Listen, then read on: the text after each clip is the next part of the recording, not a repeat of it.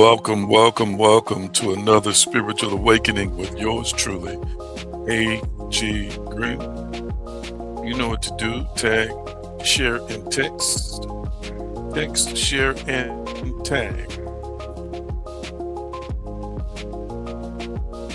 Let's that we are on the air and we are streaming live right now. So glad to be with you and you. We're streaming, of course, on YouTube and Patreon tonight. And if you're joining me now on Patreon, feel welcome to come on over to YouTube. I'm still going to stream in both places until I make sure that I have the bugs worked out streaming from within Patreon. Thank you so much. Tag, share, text, share, and tag. It's time to vibe with our tribe. Come on, type it in the comment section. It's time to vibe with our tribe. Almighty, I'm so thankful and grateful for this opportunity that has been granted to us. We have ears to hear and hearts to receive what the Spirit says to us today. We internalize it. We thank you. We metabolize it. We thank you. We ingest it. We thank you. We digest it. And then we produce fruit. Thank you today that we open our hearts and minds up to be led and guided by the Spirit. Expand us, increase us, evolve us, transform us, ascend us. Thank you for healing and wholeness, the manifestation of miracle signs and wonders and breakthrough in our lives today. The best versions of ourselves are emerging right now. And we give you thanks and praise for that. As we honor the name, the power, the way, and the consciousness of Yeshua, it is so. And so it is.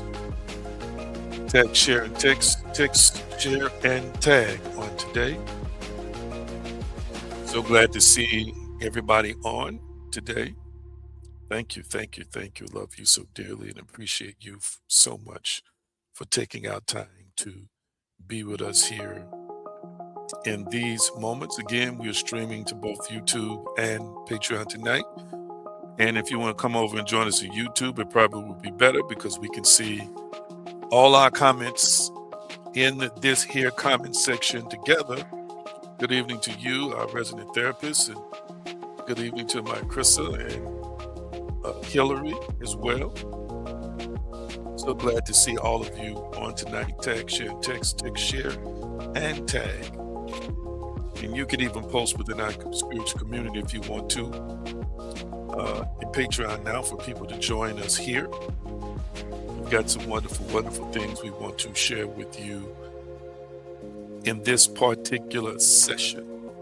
Now unto him that is able to do exceeding abundantly above all that we ask or think, and it is according to the power that worketh in us. You and I are carriers, harbors, and merely one with God. Therefore, we are power in action, power in motion, the embodiment of the divine, the expression of the divine. I am powerful. Come on, type it in the comment section and speak it out loud. I am powerful. Come on, type it in the comment section. I am powerful. Come on, type it in the comment section. I am powerful. Type it in the comment section. I am powerful. What a wonderful thing it is to own the power, to recognize the power, to live the power, to express the power. I am powerful. Come on, type it in the comment section. I am powerful.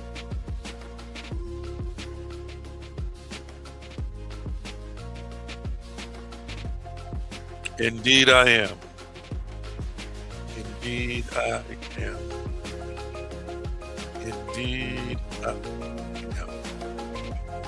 That's it. Type it in the comment section. I am powerful. I am powerful. I am powerful. I am powerful. Come on, say it out loud. I am powerful. Own the power, and you will know the power. Embrace the power that's within, and you will see it manifest in your life.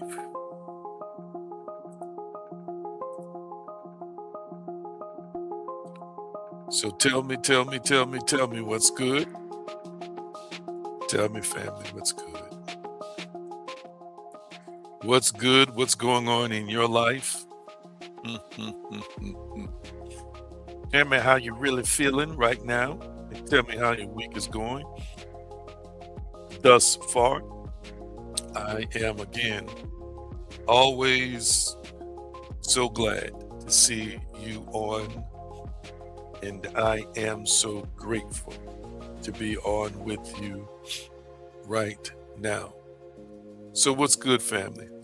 What's good? How's your week been going thus far?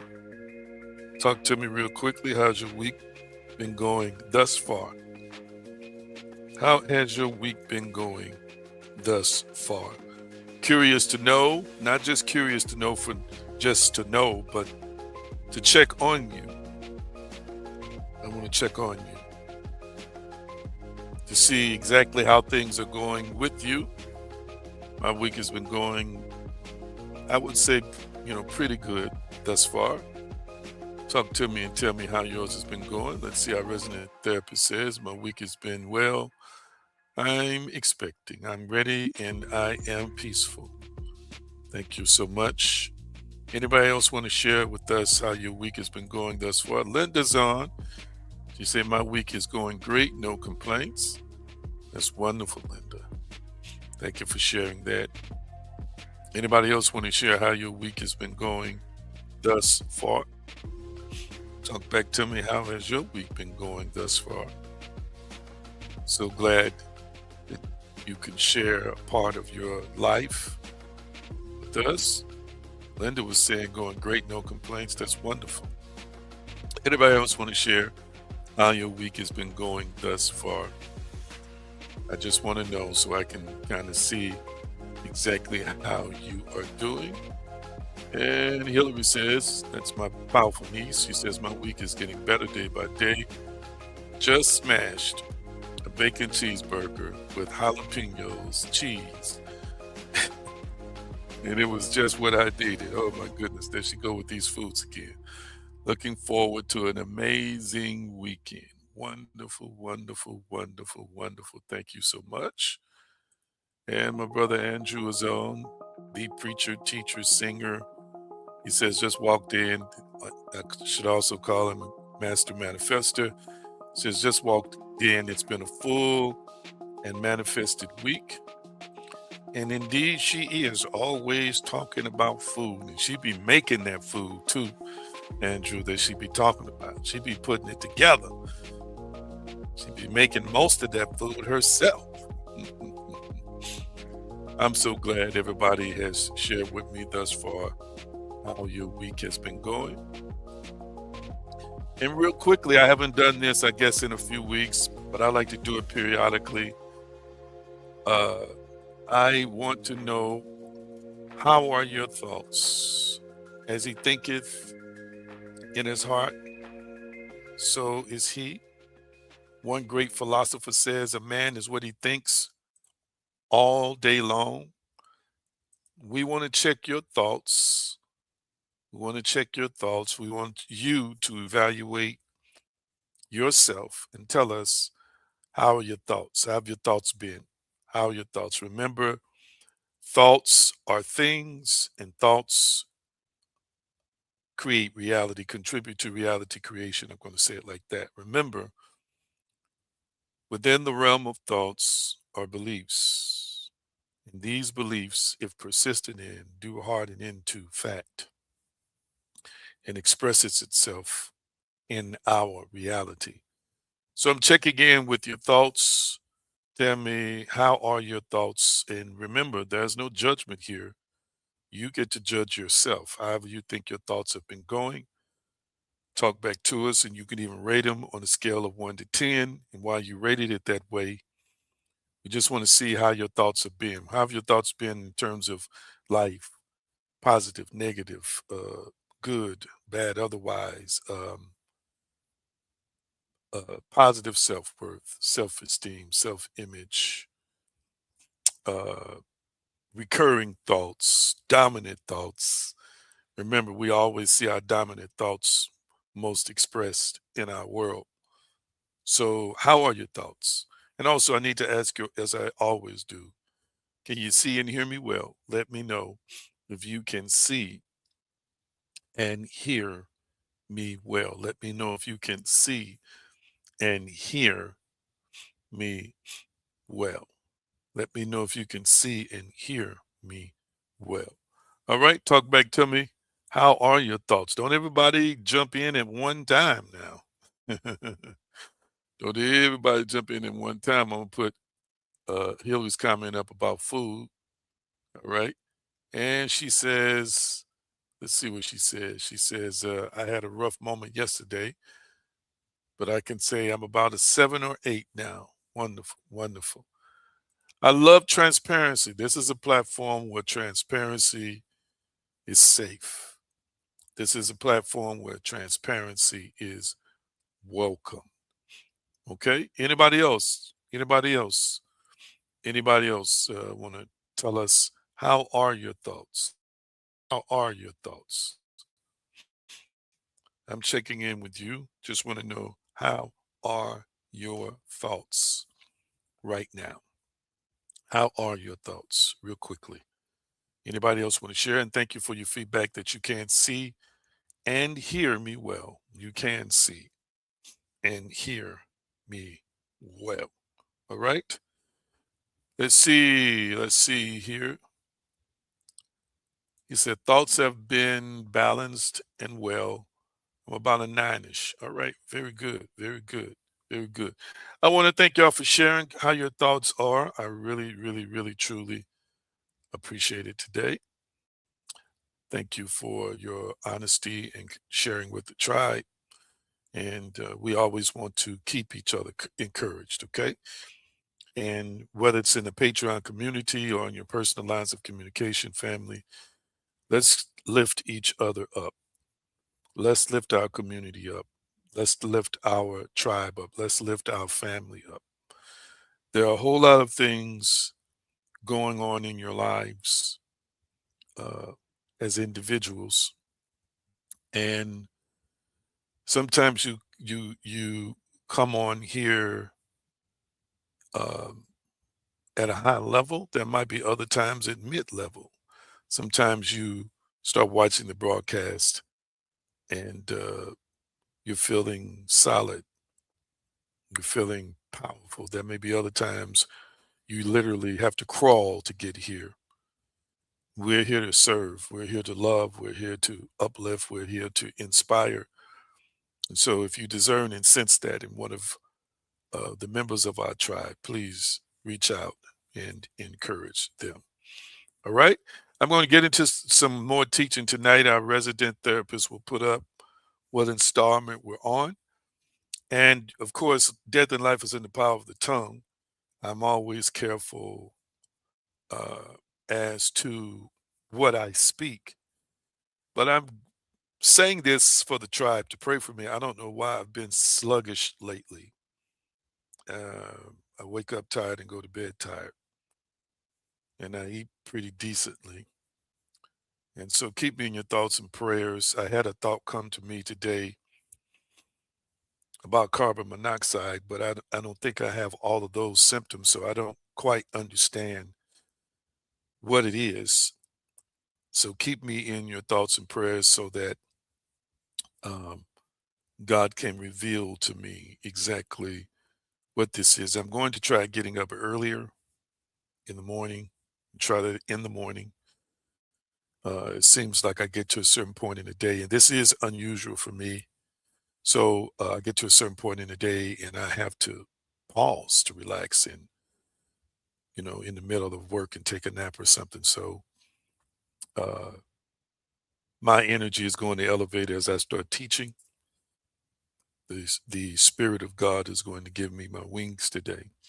but I ask you to keep me in your thoughts and prayers that the solution might manifest itself. Because I don't believe that this is what we call normal. All right. Let's see. We've got part 8, do the work, the inner architecture of creation, the inner architecture of creation. And I've gotten to a point where I've been talking about why manifestation fails without inner work, why manifestation fails without inner work. So I'm going to put the diagram up on the screen that or I should say, I had been using. Let me maneuver a couple of things here. Diagram I have been using, and we're going to put that up so that you can see it clearly.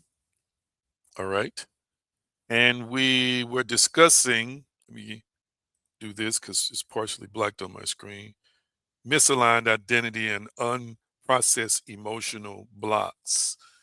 I'll give you some foundation real quickly to the teaching, or for the teaching, for every discipline: clinical psychology, trauma, research, behavioral science, and metaphysics.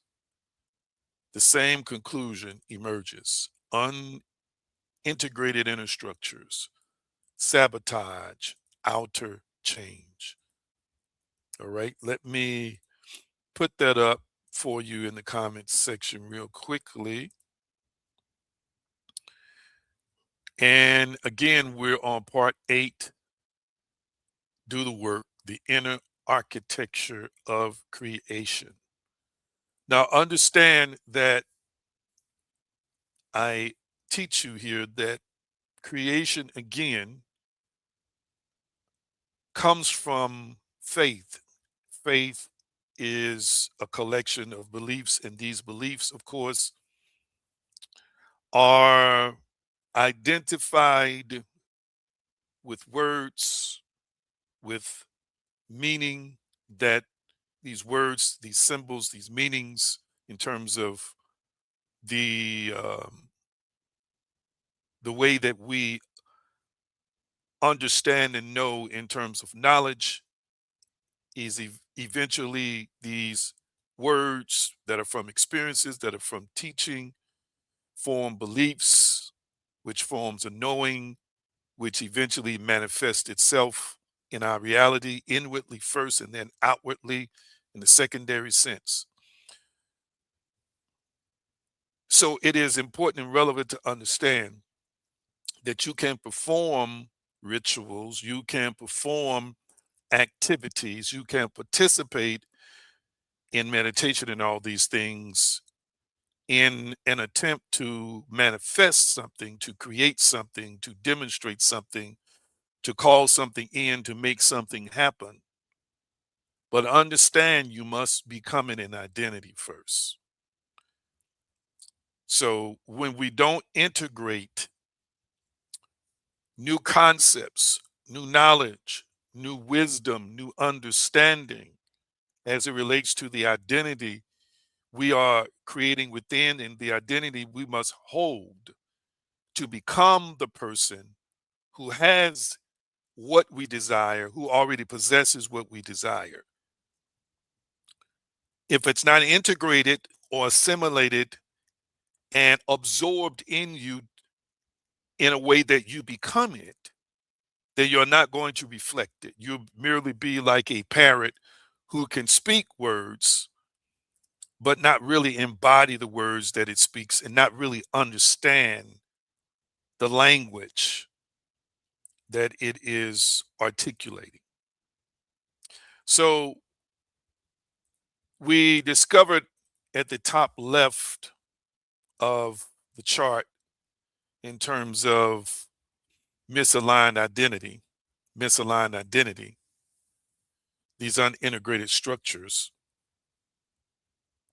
that manifestation does fail because the universe is withholding, because that self is incoherent. So we are divine species who must have coherence, meaning there must be a congruence, meaning there must be a harmonious connection between what we call heart and mind, might I say spirit and even mind, or spirit and even body.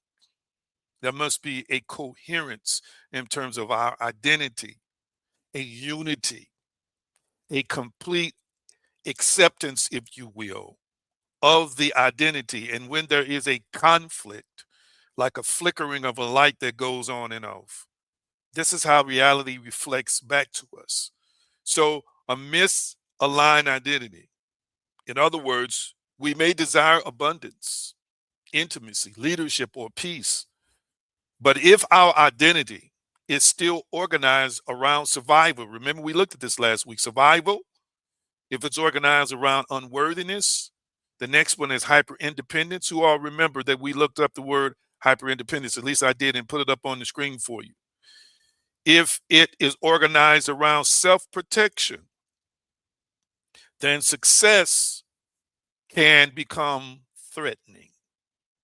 Success can become threatening. Hmm. Robert Keegan's adult development research shows that people cannot hold complexity beyond their identity structure. I want you to type in the comment section 2 words: identity structure. Identity structure. Identity structure. Identity structure.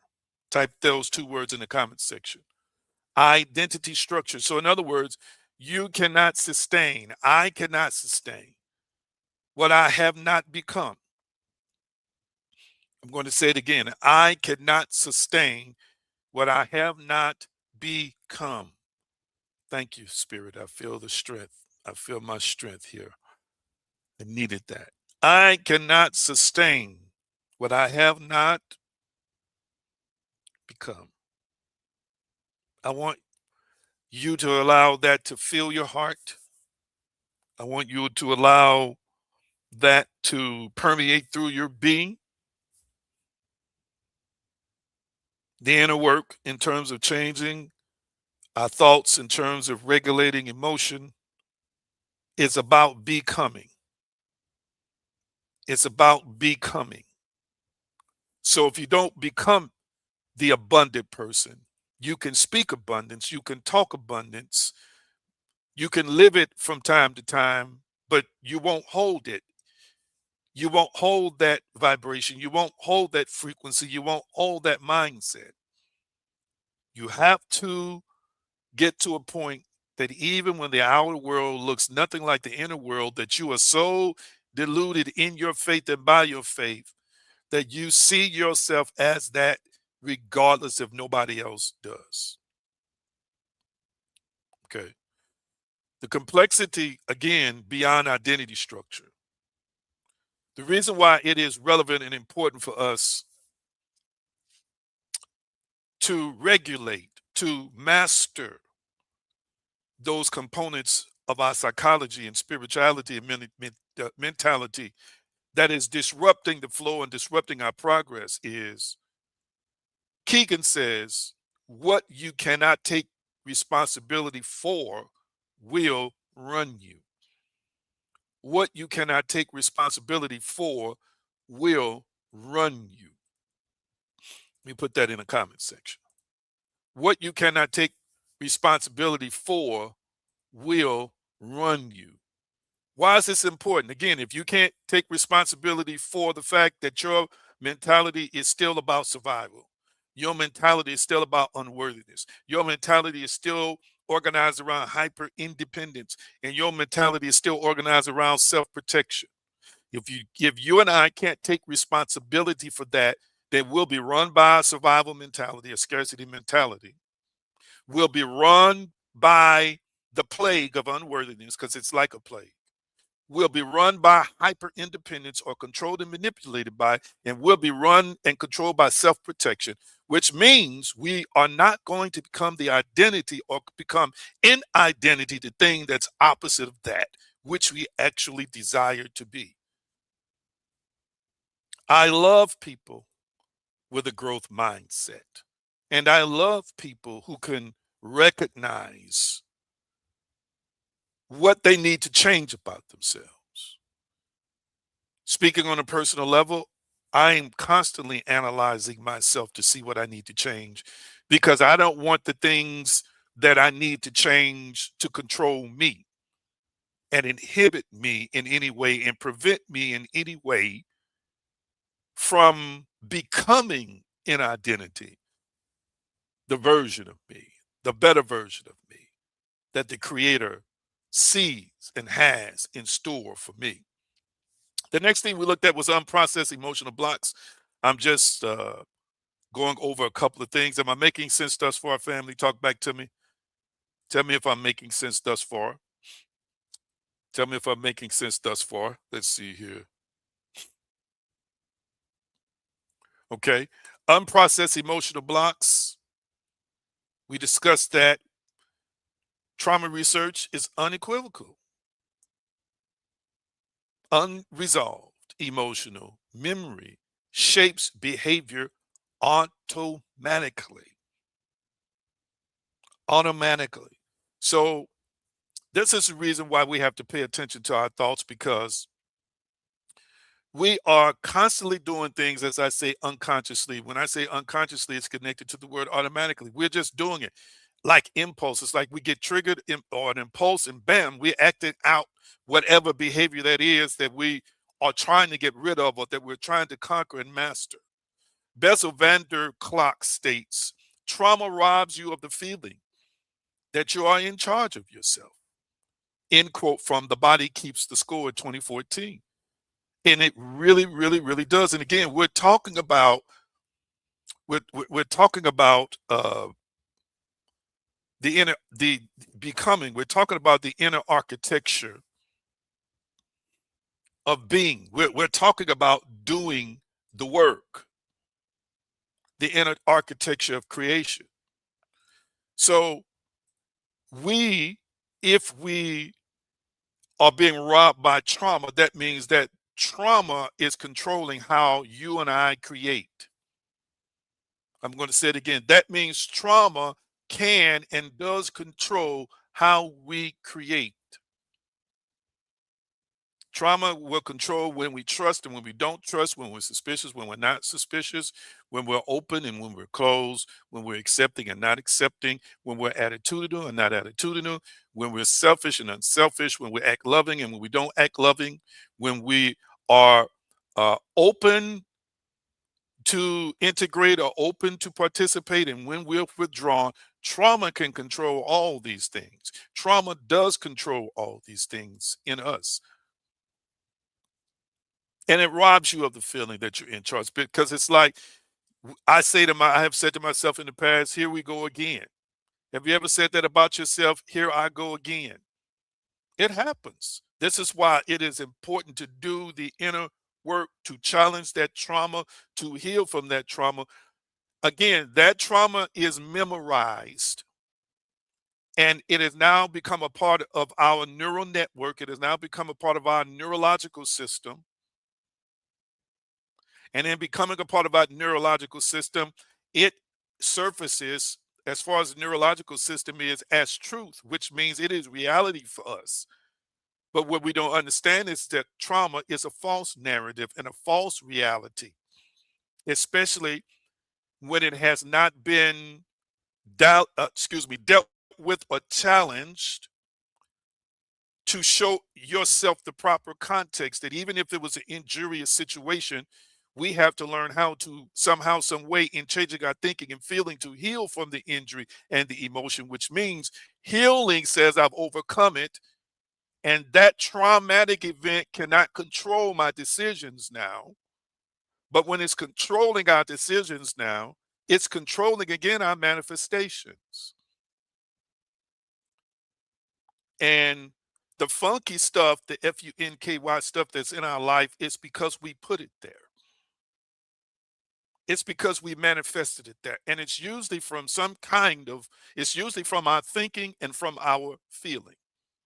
So unprocessed shame, fear, or grief creates avoidance, self-sabotage, hypervigilance. And we looked up the word hypervigilance and put it up on the screen for you, the definition of it last week.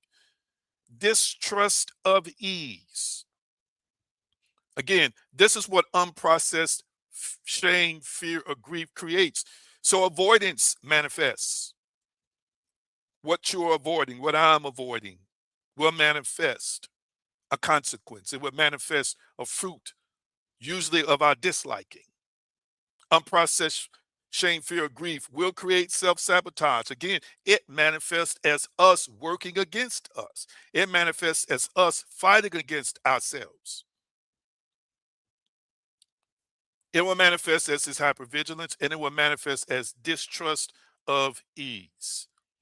You'll be amazed as to how our experiences will shape us in such a contorted, twisted way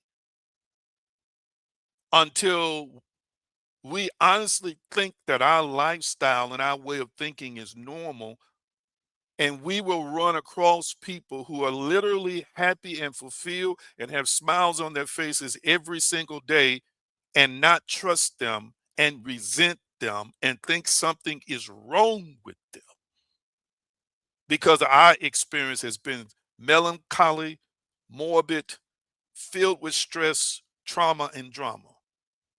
Did you catch that? More situations we manifested, but at the same time, the mindset conditions us not to trust it. Nobody can be that happy. Nobody can be that fulfilled. Nobody can be that good. Nobody can be trusted like that. Come on now, this ain't even real here. It's not real to you because your reality that you're living in, that you're creating and recreating from your own faith, your own experiences, your own ideology, theology, and philosophy, and all these things we form within ourselves.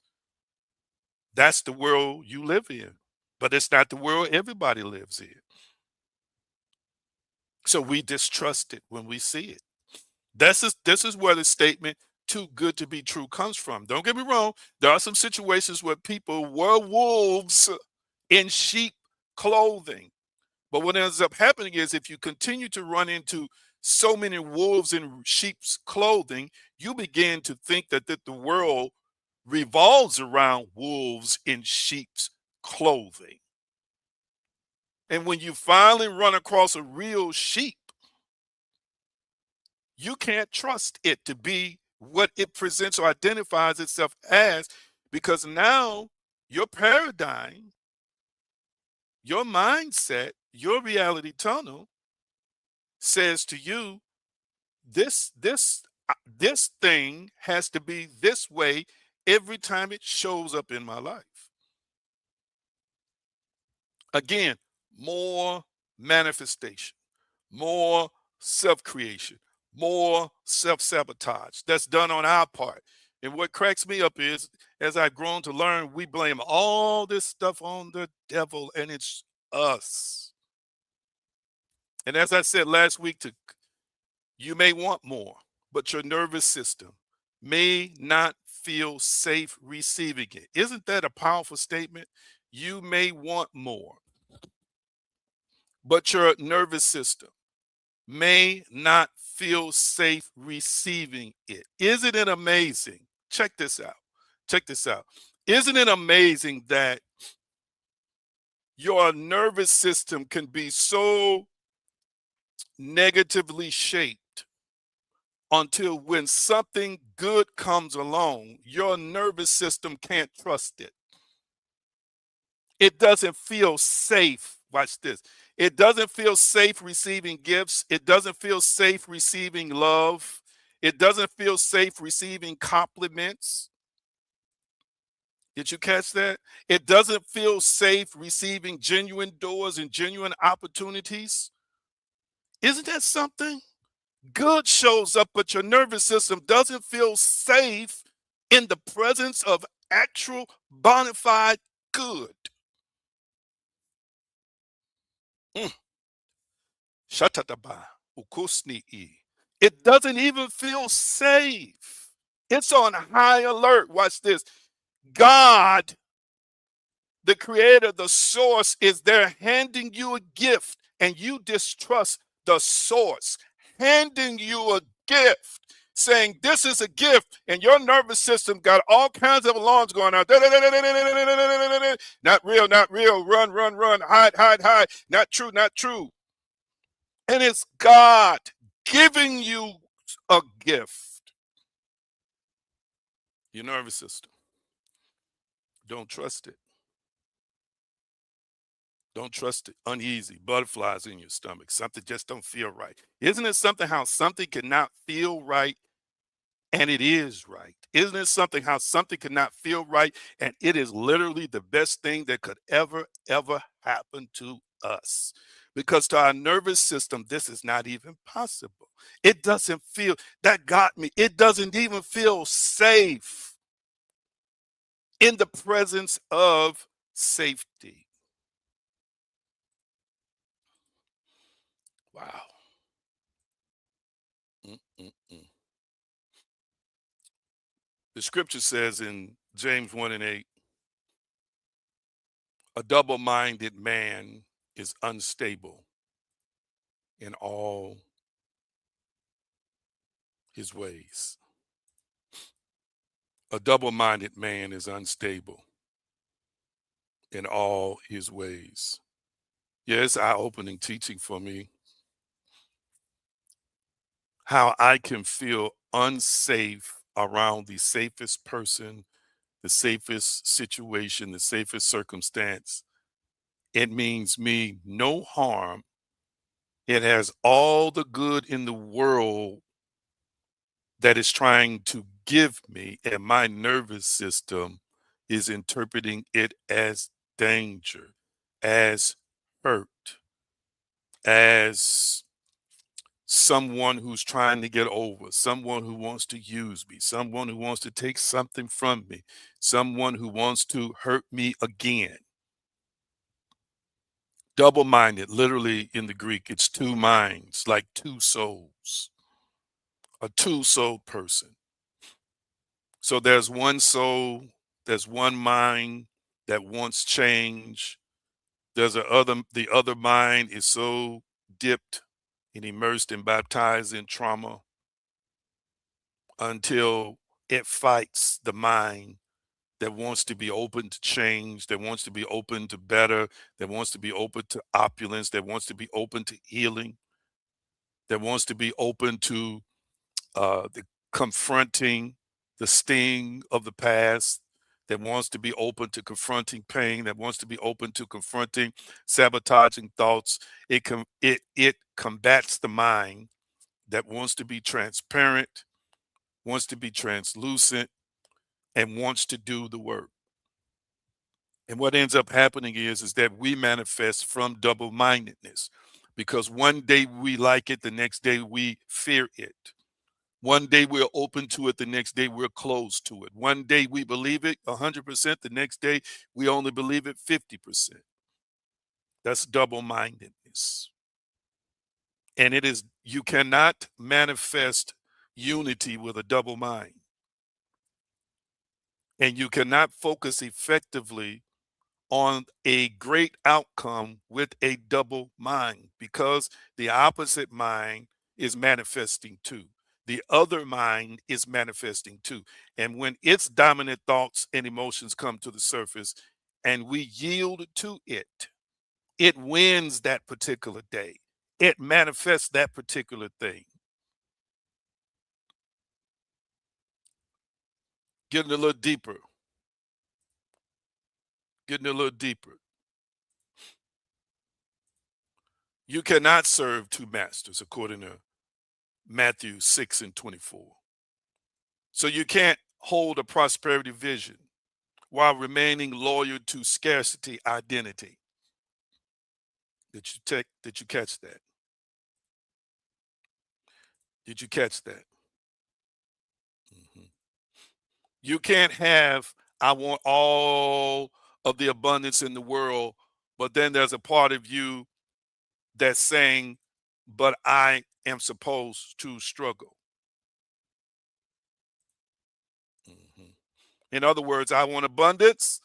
The subconscious mind assumes life is hard. Nothing lasts. I must struggle. I'm going to say it again. I want abundance. One mind says, I want abundance. The subconscious mind of the other mind says, life is hard. Nothing lasts. I'm just going to have to struggle.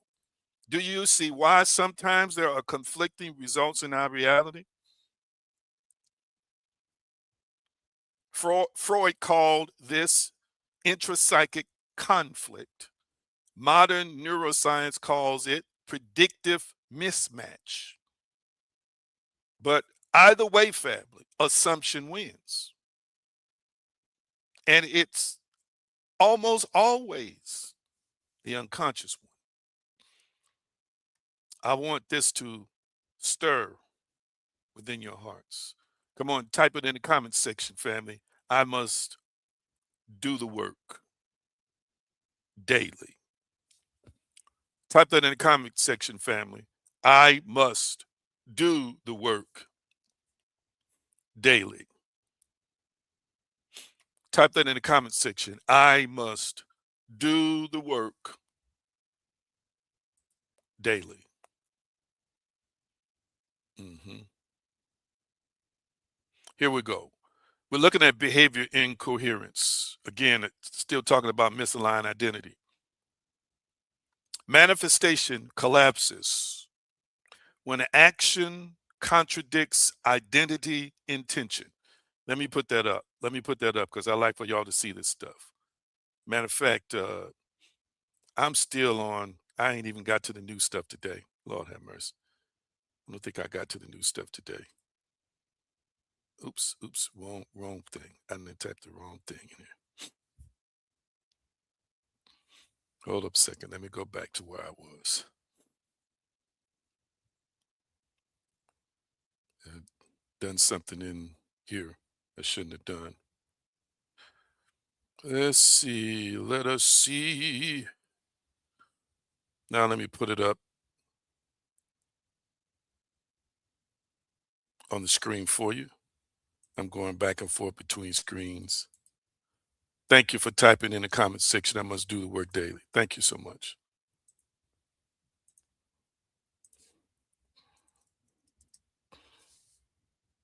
Manifestation collapses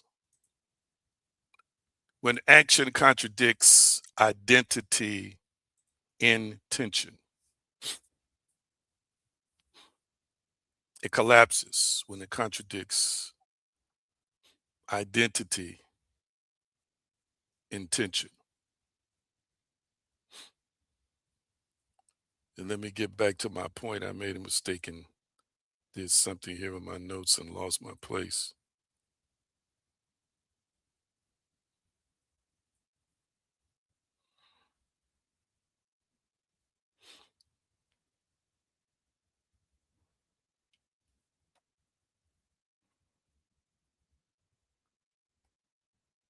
Okay, here we go. So basically, when we see this happen in our lives, and let me look at my screen, we enter into a stage, family, where there we go. We begin to ask for elevation.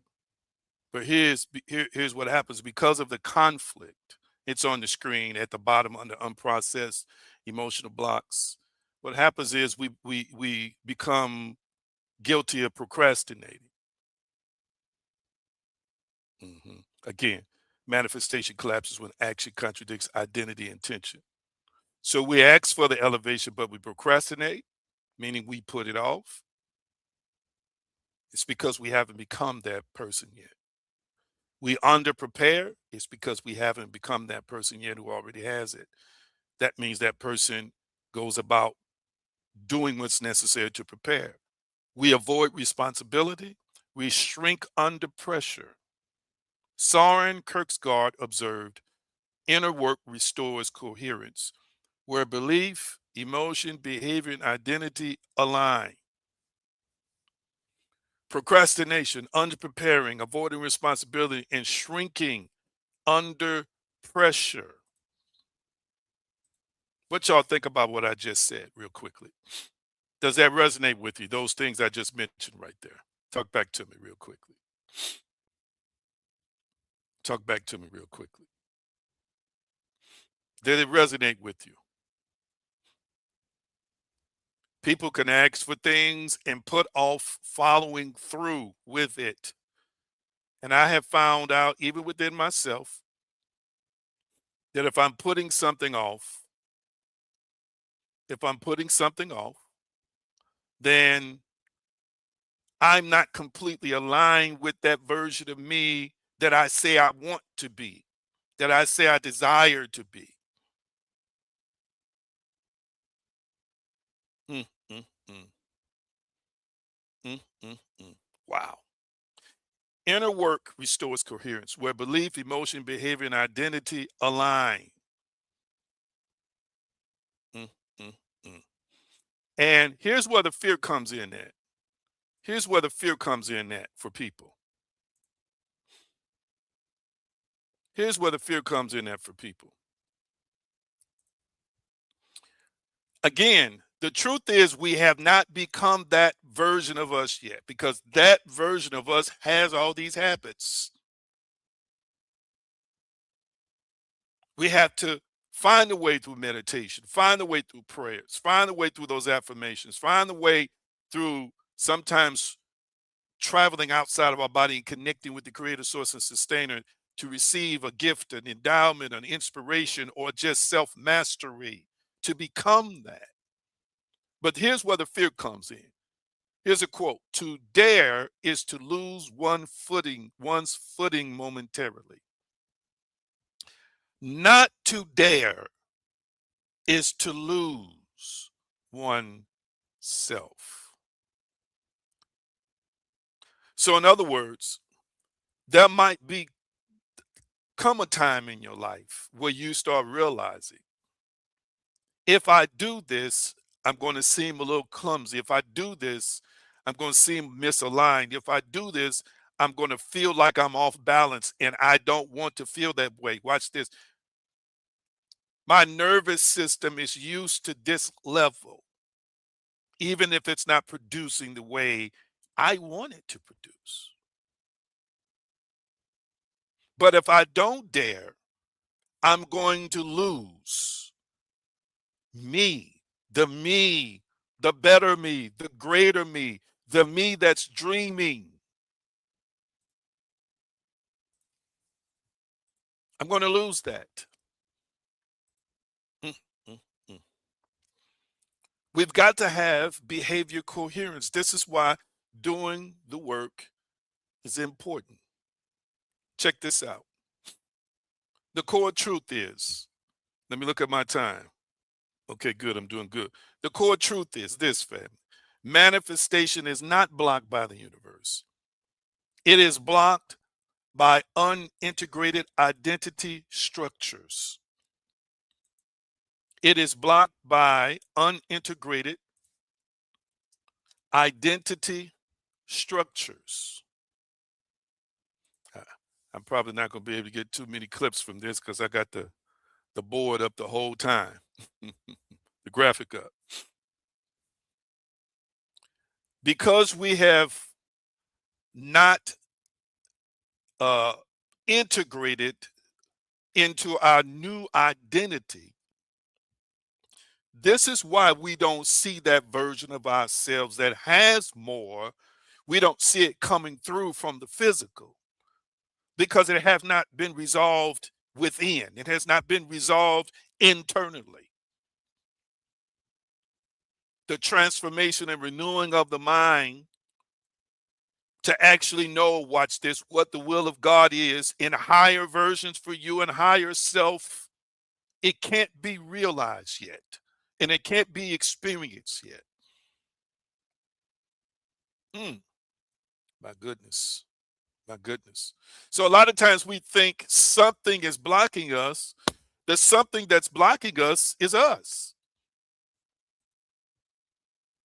I'm going to say it again. the something that's blocking us is us. Did y'all catch that?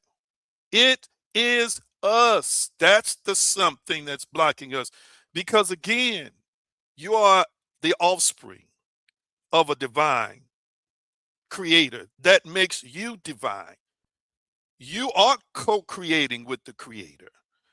And again, you have a physical universe, a spiritual and a physical universe that's bending to your faith, bending to your will, bending to your energy. And if we have not become the entrepreneur in at heart, if we have not become the one who honestly believes they deserve to be paid, whether they lift a finger or not, if we don't become the one who believes that I should be paid to exist, you and I have accepted an interpretation of scripture and word and God that makes you think that as a divine being, you have to be worthy through your performance to receive compensation. If you honestly believe that, when you're sitting at home and have nothing to do, you'll be believing that your inactivity has everything to do with your lack of finances. Hear what I'm saying today. And I'm not trying to replace traditional work, I'm just trying to show us something superior. Inspired action is better. Creating from faith from within, living it from within, and then allowing God to guide us through an action that's going to be ultra productive to bring that return, not going out in hustle culture and thinking that hustle culture, because it's been this way for 200 or 300 years, hustle culture is a carnal culture. It's a natural culture. It is not a spiritual culture. It is not a supernatural culture. Wow. Yeah, I said that. Yes, I did say that. Yes, I did say that. When we have unprocessed emotional blocks, David prayed, created me a clean heart, O God. He also said, renew the right spirit within me. Unhealed inner states, family, distort behavior. Unhealed inner states distort behavior. Again, people are settling for less because they believe that's all they have.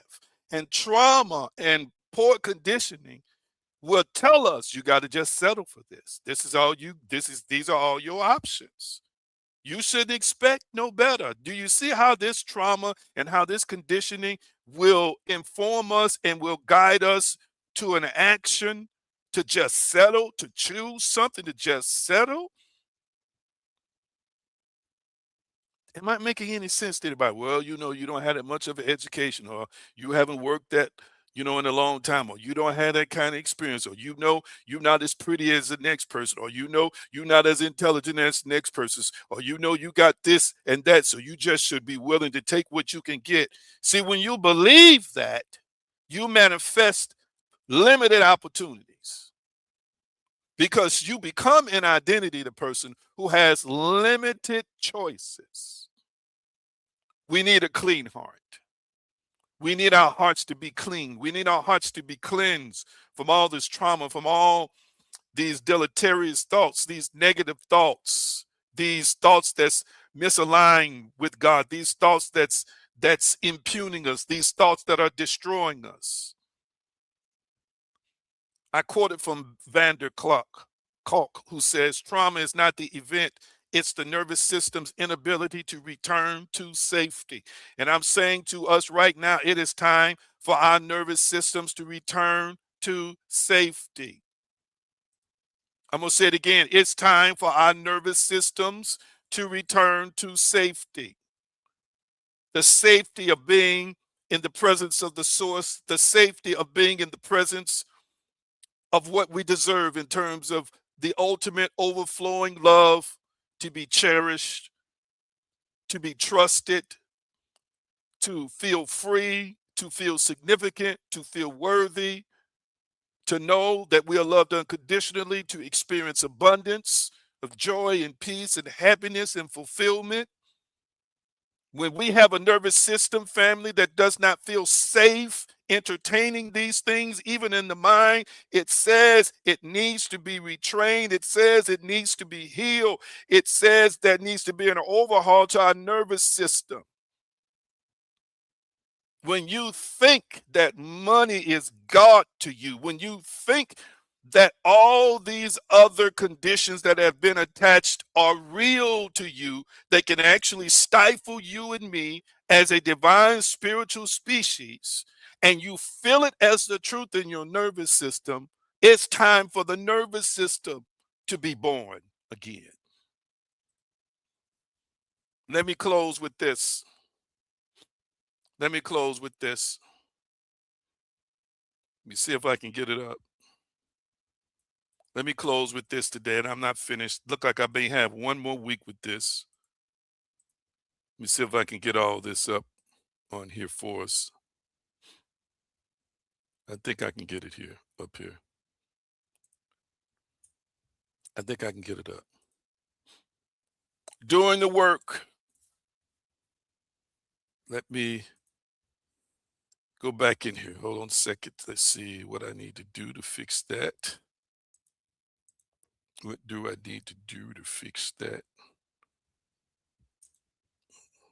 Can't edit it. I'm going to delete it and try and put it back up where it's spaced better. Okay. Doing the work, family. Heals emotions. Doing the work, family, reconciles internal conflict.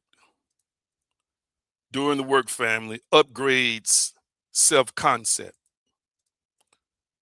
Doing the work, family, stabilizes the nervous system.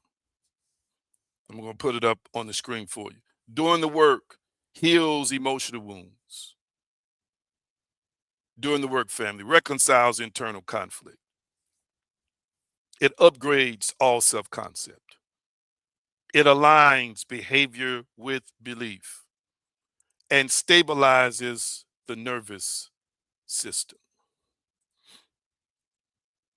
Mhm. And last but not least, and I'm going to be done, put this up on the screen for you. When coherence is restored, experience reorganizes naturally. When coherence is restored, experience reorganizes naturally. In other words, we don't have to just try and do anything to make it show up, materialize, be positioned, be placed, be affixed. We don't have to do any of it will just naturally show up, be visible, align in place, be in proximity to us when we have this coherence. And here's our homework assignment. How many of y'all want some homework? Because you don't just want to be a person who listens to these lessons. You want to apply these lessons. Who wants some homework? Who's willing to do some homework? And we talked about, again, while you're preparing to give me that answer, misaligned identity, unprocessed emotional blocks, conflicting assumptions, and behavior incoherence. This is why manifestation fails without inner work. I'm going to cover from a biblical and metaphysical perspective these points over the next week or two. But who's about doing the inner work to the point that you're going to accept some homework assignments? Okay. Okay. Find you a book, find you a journal or whatever you have. Okay. But the first thing you must do, family, is soul search, as we say, yourself, self reflect. Who do you want to be in identity? So, for example, I told you what my statements is, and I have a couple. I'm a global iconic spiritual leader and entrepreneur. Then I have something I say after that that I'm not going to say today. Who is that spiritual leader? What is the identity as it relates to me of, of that spiritual leader and that entrepreneur?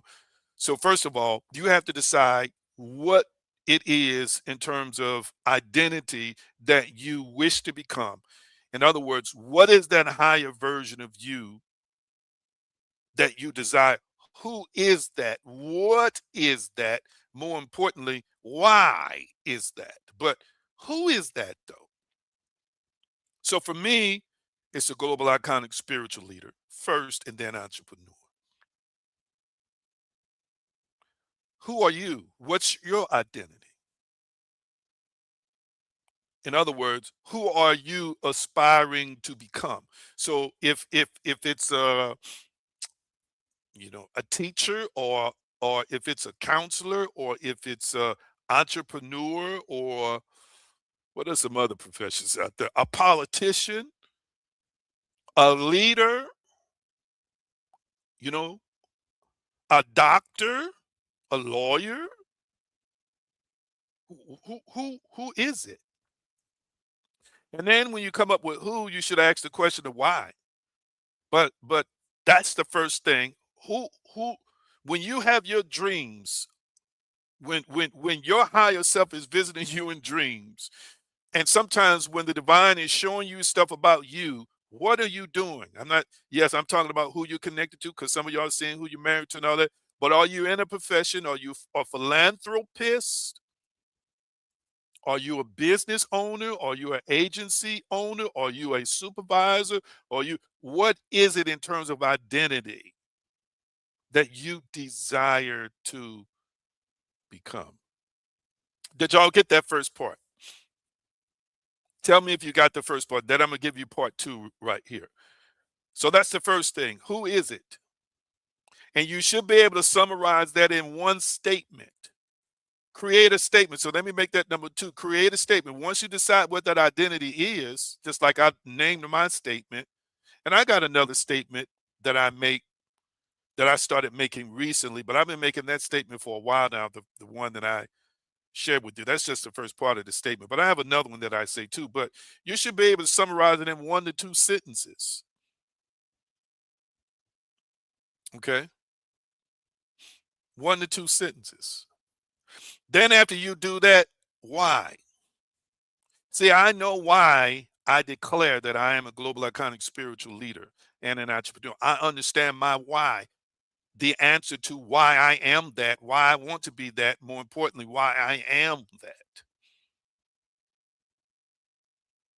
why my heart, as I would say, is set up and built to desire that, to be that. I have an answer to the why. So that's number two, why. All right. Y'all get that? And number three, here's number three, family. Here's number three.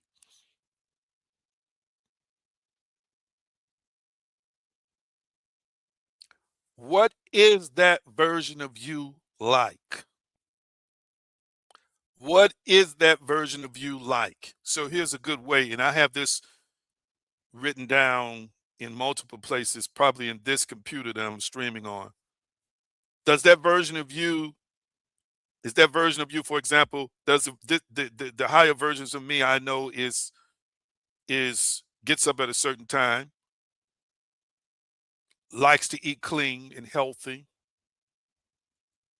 Um, what are some components of the identity of that higher version of you that you see in your visions and that you see in your dreams? And if you can't quite figure that out, then you can, if you continue to just sit with it over a course of days and weeks, kind of determine why this person is successful, which would be a component. So this person likes to get up at a certain time. This person likes to get their fitness in, and this person likes to read. Okay, and then this person is focused, and then this person is loyal, and this person is committed. This person is detailed. This person is resourceful. Did you catch that? That's your third step. You want to identify the characteristics. That's a good word. The characteristics of this higher version of you. All right. What colors do they like? Do they wear suits, professional suits? Or do they like to dress casual? Do they like to keep, their appearance up? Do they like to keep, if you're a man, your hair cut or long, or if you're a woman, do they like to remain style? All of this is a part of that identity. Write it out or type it out write it out in your book or type it out in a file on your computer.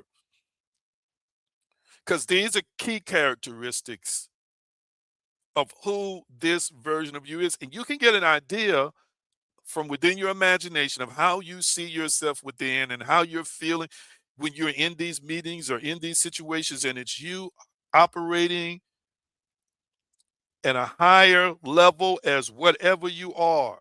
You see the characteristics of that person, how they're communicating, how they're moving about in the meeting, how they are respected, how they interact with other people, how they are dressed. You list those characteristics. You list them. And you might start out with the higher version, the greater version of me, or the highest version of me likes this, or the highest version of me loves this, or the highest version of me dresses like this, or likes coffee, or likes to exercise, likes to be physically fit, or is in a loves loving, romantic, trusting relationships. Write it out or type it out. Okay. Those are the first three steps. The first three steps in we're going to use in building that inner architecture. Any questions for me? Any questions for me? We're building the inner architecture of creation, and it begins with identity. This is how we begin to do the work. This is how we begin to do the work. And again, family, it begins with identity. Does here's another characteristic. This person keeps 10,000 in the bank. This person keeps 5,000 in the bank. Or this person keeps 100,000 in the bank. Or this person loves to partner with other people. Or this person is married to a spouse that handles this, that, and the other. There's different components and characteristics. This person is healed and whole. This person loves to do the inner work. This person loves to meditate. Okay. So we got a couple of y'all who made a list. Who am I? Create a statement.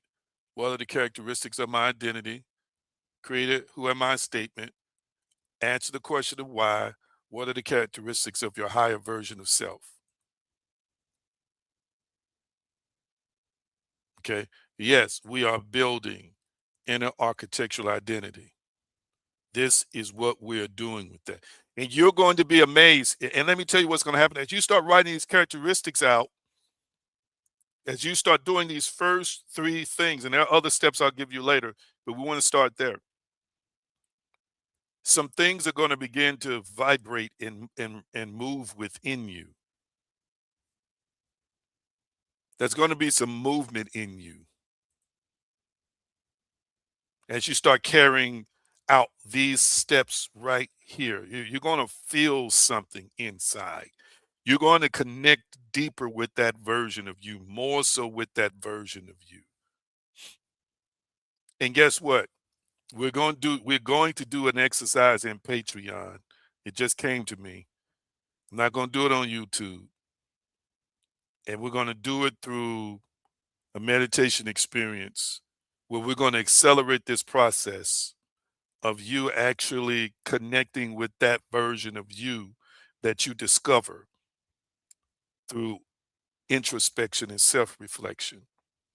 I'm going to teach you an exercise as to how you can find that version of you and connect with that version of you.